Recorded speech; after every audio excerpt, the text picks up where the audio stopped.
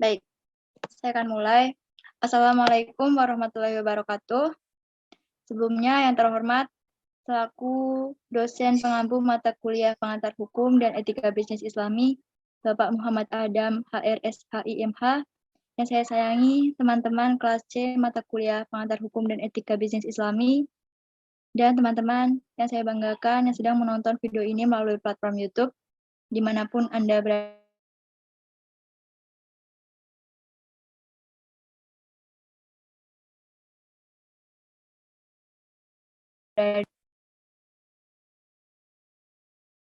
Next, Guntur.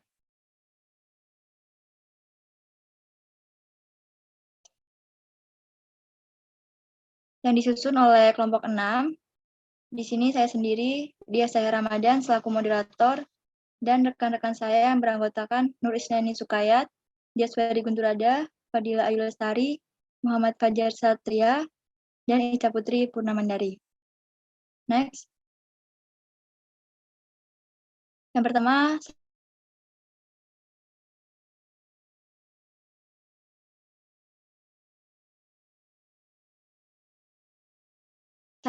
next. Yang pertama, sejarah hukum jaminan pada Hindia Belanda. Pada saat zaman pemerintahan Hindia Belanda, ketentuan hukum yang mengatur tentang hukum jaminan dapat kita kaji melalui buku KUH Hukum Perdata tahun 1980 nomor 542, bagaimana telah diubah 1937 nomor 190 tentang Crediet Verben. Crediet Verben merupakan ketentuan hukum yang berkaitan dengan pembebanan jaminan bagi orang bumi putra atau Indonesia asli. Hak atas tanah yang dapat dibebani kredit verban adalah hak milik, hak guna bangunan, dan hak guna usaha bagi orang Eropa, dan dibersamakan dengan itu berlaku ketentuan-ketentuan hukum yang berkaitan dengan hipotek. Next.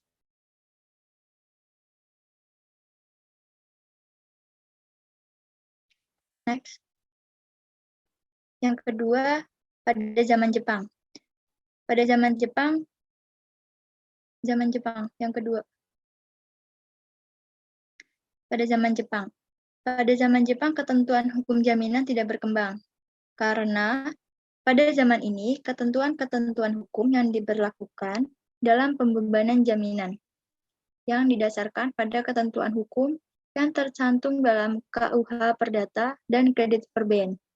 Hal ini dapat kita ketahui dari bunyi pasal 3 Undang-Undang Nomor 1 Tahun 1942 tentang Bala Tentara Jepang atau Osamurai, yang berbunyi, semua badan-badan pemerintah, kekuasaannya, hukum dan undang-undang dari pemerintah terdahulu tetap diakui buat sementara waktu asal tidak bertentangan dengan pemerintahan militer.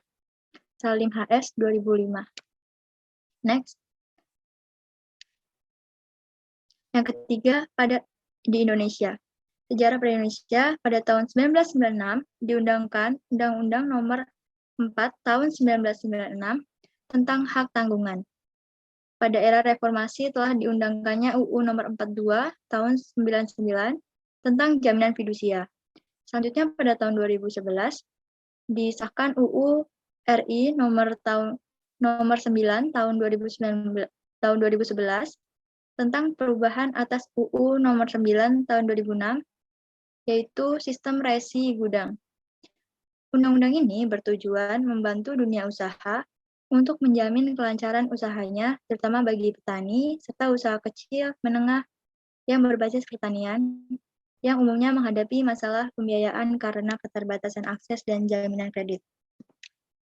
Baik, selanjutnya akan saya serahkan kepada rekan saya, Nur Isnani Sukayat. Dipersilakan. Baik, terima kasih moderator. Sekarang saya akan menjelaskan tentang pengertian dan dasar hukum jaminan. Next. Hukum jaminan diartikan sebagai peraturan hukum yang mengatur jaminan-jaminan piutang seorang kreditur terhadap debitur. Dari apa yang dipaparkan tersebut, hukum jaminan seolah-olah hanya difokuskan pada pengaturan hak-hak debitur saja dan tidak memperhatikan hak-hak debitur. Subjek kajian hukum jaminan tidak hanya menyangkut kreditur saja, akan tetapi erat kaitannya dengan debitur, karena yang menjadi objek kajian hukum jaminan adalah benda jaminan dari debitur, menurut D. Satrio. Next. Dasar hukum tentang hukum jaminan. Yang pertama, Undang-Undang Republik Indonesia Nomor 4 Tahun 1996 tentang hak tanggungan atas tanah beserta benda-benda yang berkaitan dengan tanah. Yang kedua, Undang-Undang Nomor 5 Tahun 1996 tentang Peraturan Dasar Pokok-pokok Agraria atau UUPA. Yang ketiga, Undang-Undang Nomor 42 Tahun 1999 tentang jaminan fidusia. Yang keempat, Peraturan Pemerintah Nomor 86 Tahun 2000 tentang tata cara pendaftaran jaminan fidusia dan biaya pembuatan akta jaminan fidusia. Yang kelima, Pasal 1132 Kitab Undang-Undang Hukum Perdata dinyatakan kebendaan tersebut menjadi jaminan bersama-sama semua orang yang mengutangkan padanya. Pendapatan penjualan benda-benda itu dibagi-bagi menurut keseimbangan, yaitu menurut besar kecilnya piutang masing-masing, kecuali apabila di antara para berpiutang itu ada alasan-alasan yang sah untuk didahulukan. Next. Baik, terima kasih. Saya kembalikan lagi kepada moderator. Baik, terima kasih Saudari Nurisnaini Sukayat. Selanjutnya, saya serahkan kepada Saudari Dias Wadi Kunturada untuk melanjutkan presentasinya. Dipersilakan. Baik, terima kasih untuk moderator. Nomor 2, sekarang saya akan menjelaskan tentang jenis-jenis jaminan. Jaminan perorangan. Menurut pasal 1820 Kitab Undang-Undang Hukum Perdana, merupakan suatu persetujuan di mana pihak ketiga demi kepentingan kreditur mengikatnya diri untuk memenuhi keperikatan debitur. Bila debitur itu tidak memenuhi perikatannya, penanggungan adalah jaminan yang tidak memberikan hak pendahului atas benda-benda tertentu, tetapi hanya dijamin oleh harta kekayaan lewat pihak yang menjamin memenuhi perikatan yang bersangkutan. Unsur jaminan perorangan mempunyai hubungan langsung pada orang tertentu, hanya dapat dipertahankan terhadap debitur tertentu, terhadap kekayaan debitur. Yang termasuk jaminan perorangan. A. Penanggung. Penanggung adalah orang lain yang dapat ditagih. Perjanjian penanggungan ini diatur dalam pasal 1820 sampai dengan pasal 1850 KUH Perdata. Menurut ketentuan pasal 1820 KUH Perdata, penanggungan ialah suatu persetujuan di mana pihak ketiga demi kepentingan kreditur mengikatnya diri untuk memenuhi perikatan debitur bila debitur itu tidak memenuhi perikatannya. B. Jaminan perusahaan. C. Tanggungan menanggung yang serupa dengan tanggung renteng menurut pasal 1278 KUH Perdata. Dalam perikatan tanggung menanggung atau tanggung renteng, salah satu pihak atau masing-masing pihak lebih dari satu orang. D. Garansi bank. Pasal 1316 KUH Perdata mengatur tentang perjanjian garansi, di mana pemberi garansi menjamin bahwa seorang pihak ketiga akan berbuat suatu yang biasanya atau tidak selalu berupa tindakan menurut suatu perjanjian tertentu. Seorang pemberi garansi mengikatkan diri untuk memberi ganti rugi jika pihak ketiga yang menjamin tidak melakukan perbuatan yang digaransinya. Jaminan kebendaan. Jaminan kebendaan dapat diartikan sebagai jaminan benda yang bergerak dan benda yang tidak bergerak. yang khusus diperuntukkan kepada debitur apabila di kemudian hari utang tersebut tidak dapat dibayar oleh debitur. Adapun barang-barang yang dijaminkan untuk milik debitur dan selama menjadi jaminan utang tidak dapat dialihkan atau dipindahkan tangankan baik debitur maupun kreditur. Unsur-unsur yang melibatkan pada jaminan kebendam. 1. Hak mutlak suatu benda. 2.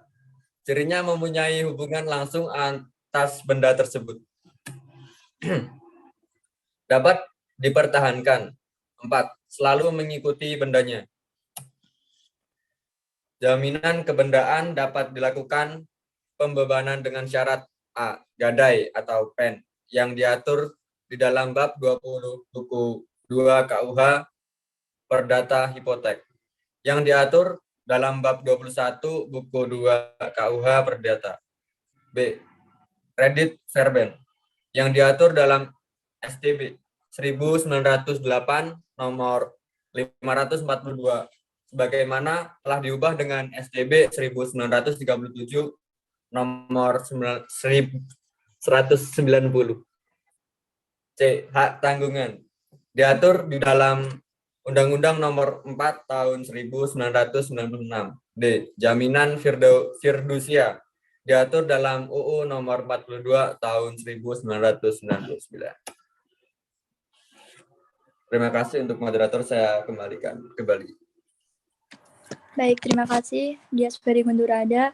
Selanjutnya saya serahkan kepada Muhammad Fajar Satria untuk melanjutkan materi yang akan dipresentasikan. Terima kasih moderator. Di sini saya akan melanjutkan, yaitu tentang sifat perjanjian jaminan. Next.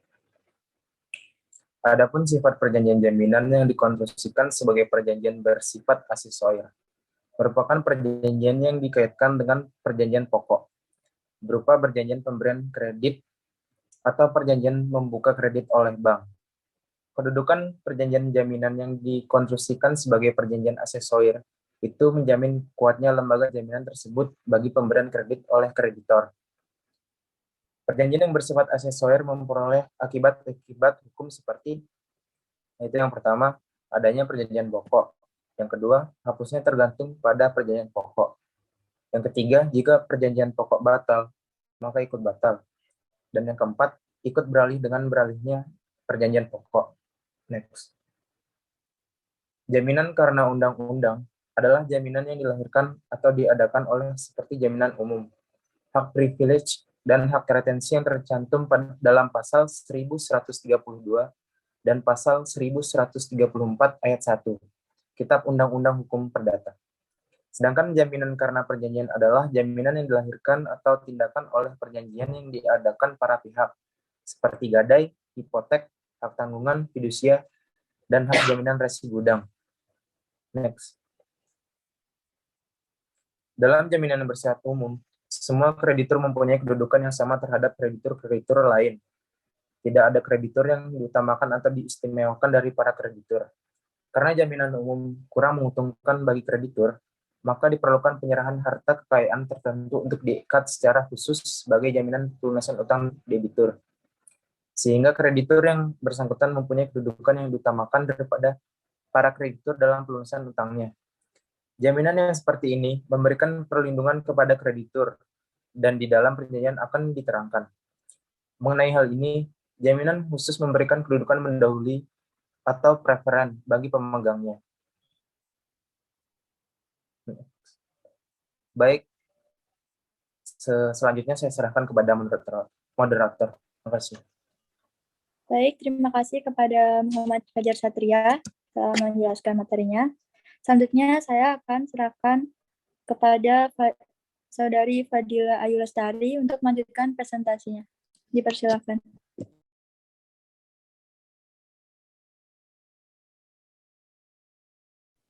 Saudari Fadila. Selanjutnya saya akan membahas tentang manfaat jaminan.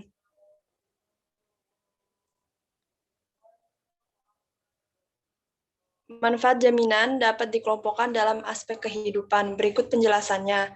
Yang pertama, manfaat jaminan bagi kehidupan sosial ekonomi masyarakat, yang dimana yang akan mengikuti program jaminan kecelakaan yang dimana memuat program jaminan kecelakaan kerja yaitu JKK, peserta yang ikut program jaminan kecelakaan kerja atau JKK ketika mengalami kecelakaan kerja atau penyakit akibat kerja berhak mendapatkan manfaat dari program ini. Adapun manfaat jaminan kecelakaan kerja yaitu JKK berupa A. Pelayanan kesehatan sesuai kebutuhan medis dan santunan berupa uang meliputi.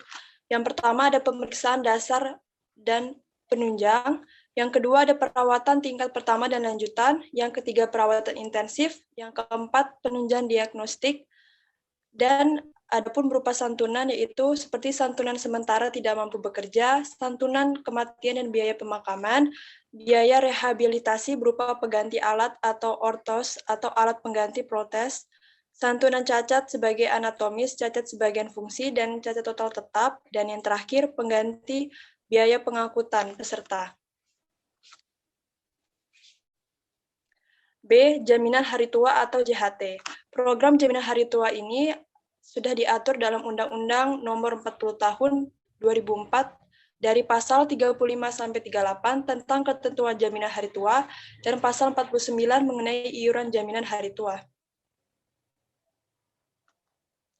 Selanjutnya, saya akan kembalikan ke moderator.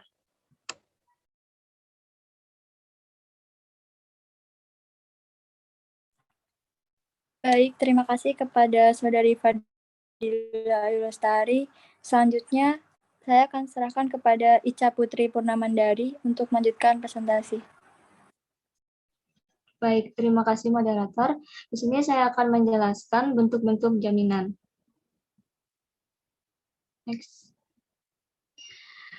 Adapun bentuk-bentuk jaminan seperti gadai fidusia, hak tanggungan, hipotek, dan resi gudang. 1. Gadai. Salah satu hak kebendaan yang memberikan jaminan adalah gadai. Gadai dapat membantu masyarakat dalam memenuhi kebutuhan pendanaan secara tunai untuk meningkatkan perekonomiannya. Yang kedua, fidusia. Hukum yang mengatur fidusia tertera dalam Undang-Undang Nomor 42 Tahun 1999 tentang jaminan fidusia serta peraturan pelaksananya. Adapun unsur fidusia yang tertera pada pasal 1 ayat 2 Undang-Undang Nomor 42 Tahun 1999 tentang jaminan fidusia yang mengandung adanya hak jaminan, adanya objek tetap berada di bawah penguasaan pemberian fidusia dan sebagai agunan bagi pelunasan utang tertentu. Next.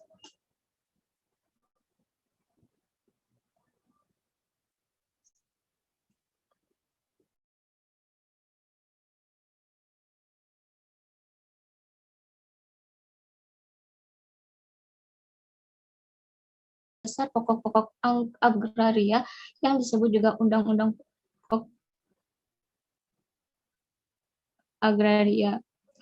Sudah disediakan lembaga hak jaminan yang kuat yang dibebankan pada hak atas tanah, yaitu hak tanggungan. Sebagai pengganti lembaga hipotek dan kredit serban, pengertian secara umum mengenai hak tanggungan adalah hak jaminan atas tanah untuk pelunasan utang tertentu yang memberikan kedudukan diutamakan kepada kreditur tertentu terhadap kreditur lainnya.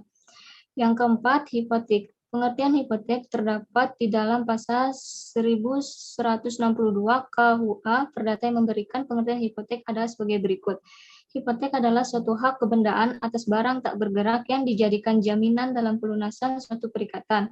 Hipotek memiliki ciri-ciri dan sifat, yaitu sebagai berikut. 1. Hipotek adalah hak kebendaan. 2. Hipotek adalah perjanjian asesoir. 3. Hipotek adalah hak yang didahulukan pembayarannya. Next. 5.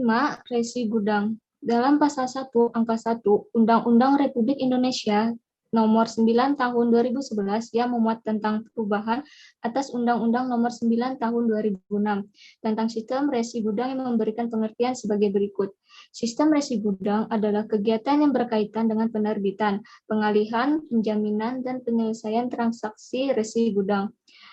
Menurut nomor 35 garis miring M strip DAG garis miring PER 2016 tentang perubahan kedua atas peraturan Menteri Perdagangan nomor 37/DAG/per/11/2011 tentang mengenai barang yang dapat disimpan di gudang dalam penyelenggaraan sistem resi gudang.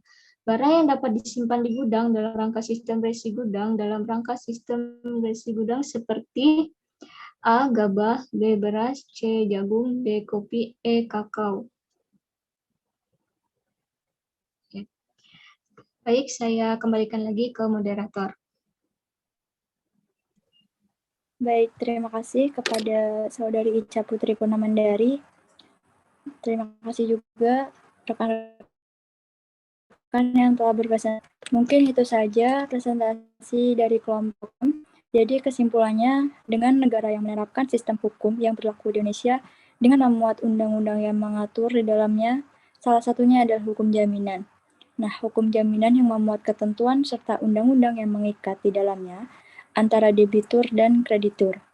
Hal ini sudah tercantum dan dilaksanakan dalam kehidupan sehari-hari untuk menghindari yang namanya keuntungan di salah satu pihak. Nah, manfaat yang dihadirkan dari jaminan itu sendiri adalah salah satu manfaat positif bagi warga negara. Jaminan hadir di kehidupan sosial ekonomi masyarakat sebagai pegangan atau aturan dalam melakukan aktivitas untuk mengikat seperti jaminan itu sendiri. Beberapa bentuk jaminan yang masih berlaku di Indonesia hingga sekarang, contohnya seperti gadai, hak, tanggungan, fidusia, hipotek, dan resi gudang. Jadi mungkin itu saja yang dapat kami sampaikan dari kelompok 6. Mohon maaf bila ada kesalahan yang disengaja maupun tidak dari kelompok kami. Mohon maaf yang sebesar-besarnya. Semoga presentasi kami dapat bermanfaat bagi kita semua dan menambah wawasan baru. Mungkin itu saja yang dapat kami sampaikan. Wabillahi taufiq wal hidayah. Wassalamualaikum warahmatullahi wabarakatuh.